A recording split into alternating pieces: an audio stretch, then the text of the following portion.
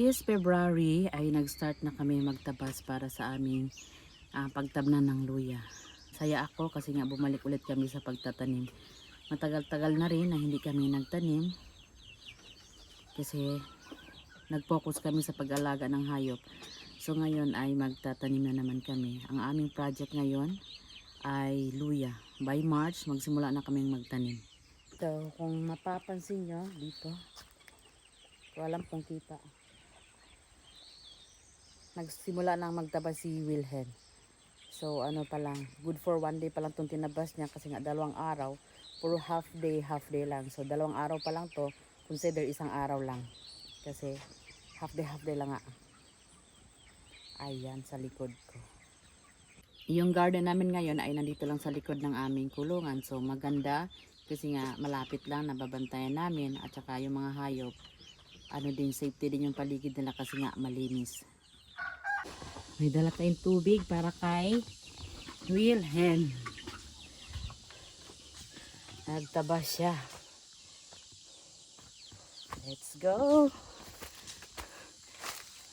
Wilhelm, I'm coming. Oh, init.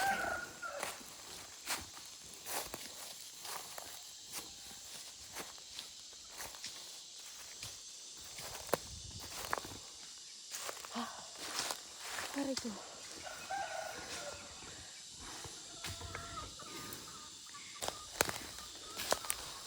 Hanggat kaya pa ni Wilhelm na mag-isa lang siya magtabas, siya lang mag-isa talaga. Kasi nga para makatipid na din kami. Pag magsuhol kasi gastos pa. So pag kaya pa ni Wilhelm, siya lang mag-isa. Wala nang baso. Picture lang. Bale, 1 araw kalahati na yung natabas ni Wilhelm. O, ganyan na yung kalawak yung naitabas niya. Malawak na rin.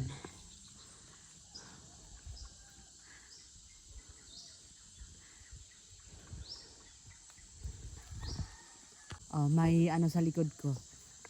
Kamyas. And then, lansones. Tsaka sa kabila ay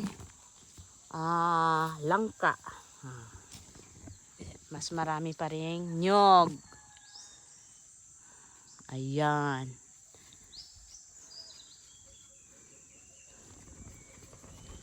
Relax mo lang si bossing. Pahinga saglit. Oh, may natagpuan ditong pugaran ng ibon dito sa tabasan ni Wilhelm. Sayang yung mga itlog nangahulog.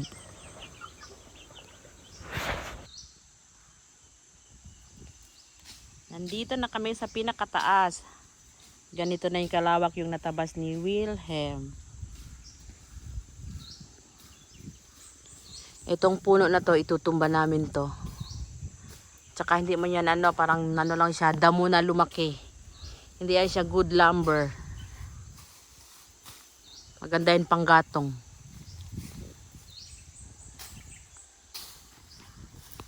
Konti na lang yung tabasan ni Wilhelm. Siguro by tomorrow ay matatapos na to.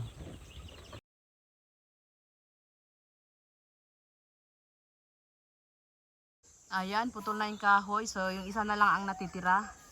Yun na lang isa. Kaso hindi pa maputol ni Wilhelm kasi pabor doon sa taas. Hindi pa niya natabas yung mga damo doon. Kailangan niyang tabasin muna bago putulin yung isang puno. Andito yung isa. Medyo malawak na din yung naitabas namin. Parang kulang yung binhi namin. Kasi nga malawak yung area yung naitabas.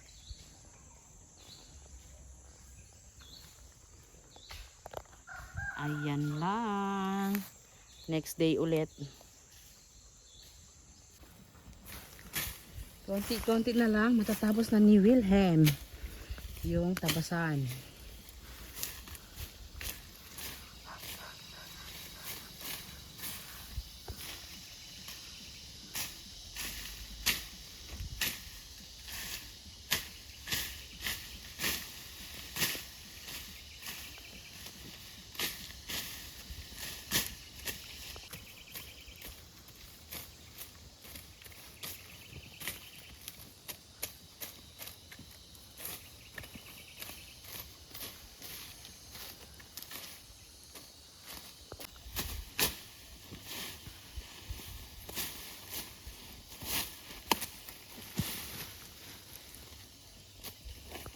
natapos na din ni Wilhelm itabas lahat.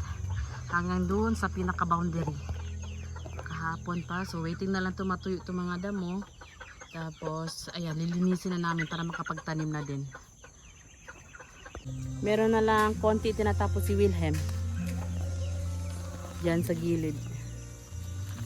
Yan na lang last. Tapos hintayin na matuyo. Para makapaglinis na din. Ayan, tuyo na. Kaya sinigaan na namin. Patapos na siya magsiga.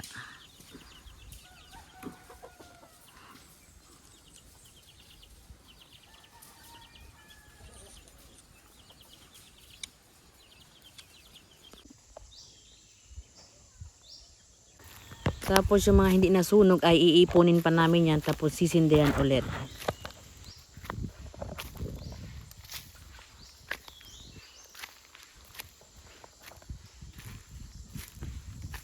Kaya ganyan. Pinubunot na. Yan, tatanggalin din yan. Meron pa sa taas.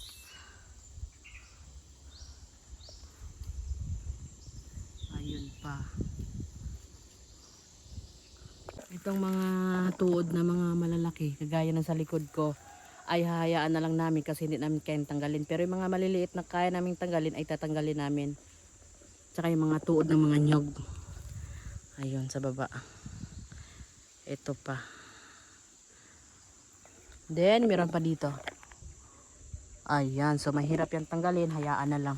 Yung dito, basa pa kaya nilagyan ni Wilhelm ng palapa. Tapos mamayang hapon, sisigaan ulit. May part dito na hindi din nasunog. Yan dyan, kagaya dyan sa baba. Kasi nga, masyadong malilim. Basa. Yan dyan. Tagal matuyo. So may doon sa baba ay ano na, okay na. Linisin na lang. Ito dito lahat may tanim na.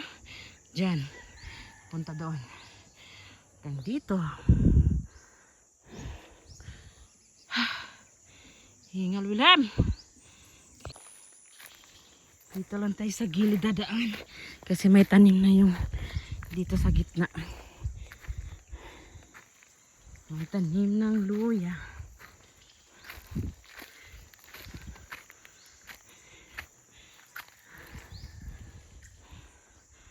Yan, lahat. May tanim na galing sa taas. Papunta dun sa baba. May tanim na yan.